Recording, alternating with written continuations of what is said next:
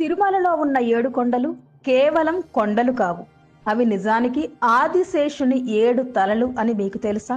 ఆ 7వ కొండపైనే ఎందుకు వెంకన్న నివాసం ఉంటాడో మీకు తెలుసా? ఆ శ్రీవారి రహస్యాలను ఇప్పుడు తెలుసుకుందాం. శేషాచలం అడవుల్లో ఉన్న 7 కొండల మధ్య కలియుగ ప్రత్యక్ష దైవం శ్రీ వెంకటేశ్వర స్వామి కొలువై ఉన్నారు. ఈ కొండలు సాధారణ పర్వతాలు కాకుండా ఆదిశేషుని 7 తలలను సూచిస్తాయని పురాణాలు చెబుతున్నాయి. పండితుల అభిప్రాయం ప్రకారం మన శరీరంలో కూడా 7 చక్రాలు ఉంటాయి. అవి మూలాధారం నుంచి సహస్రారం వరకు ఉంటాయి. ఈ 7 చక్రాలను అధిగమించినప్పుడు ఆత్మీయమైన ఆనందాన్ని అనుభవిస్తారని అంటారు. అదేవిధంగా తిరుమలలోని 7వ కొండపై ఉన్న ఆనంద నిలయంలో శ్రీ వెంకటేశ్వర స్వామి దర్శనం కలుగుతుందని విశ్వాసం.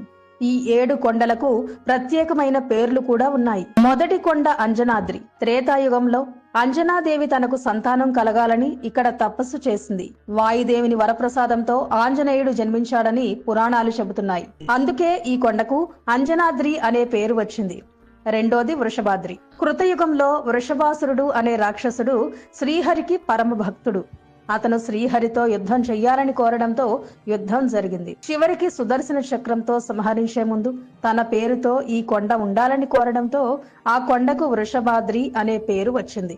మూడోది నీలాద్రి. నీలాదేవి తన భక్తితో స్వామివారికి తన కురులను సమర్పించిందని పురాణ కథనం చెబుతుంది. అప్పటి నుంచి తిరుమలకు వచ్చే భక్తులు తమ కేశాలను సమర్పించే సంప్రదాయం ప్రారంభమైందని చెబుతారు. నాలుగోది శేషాద్రి. శ్రీ మహావిష్ణువు ఆదేశంతో ఆదిశేషుడు ఈ పర్వత రూపాన్ని ధరించి స్వామివారి విహారం కోసం భూమిపై నిలిచాడని పురాణాలు చెబుతున్నాయి.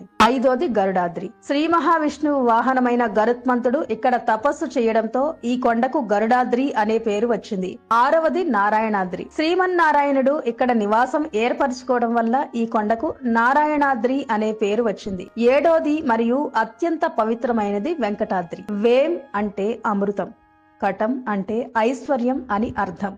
అంటే శ్రీ వెంకటేశ్వర స్వామిని నమ్మి కొలిచే వారికి అమృతం వంటి ఆనందం, ఐశ్వర్యం ప్రసాదించే కొండ అని భావిస్తారు. అందుకే తిరుమలలోని ఈ 7 కొండలను దాటి వెంకటాద్రి చేరుకోవడం ఒక ఆధ్యాత్మిక యాత్రగా భావిస్తారు. అందుకే తిరుమల యాత్ర అంటే కేవలం ఒక దర్శనం కాదు, ఆదిశేషుని 7 తలల మీదుగా జరిగే ఒక పవిత్ర ప్రయాణం అని భక్తులు నమ్ముతారు. ఇలాంటి మరిన్ని ఆధ్యాత్మిక రహస్యాలు తెలుసుకోవాలంటే రియల్ మిస్టరీస్ అండ్ ఫ్యాక్ట్స్ ఛానల్ను ఫాలో అవ్వండి.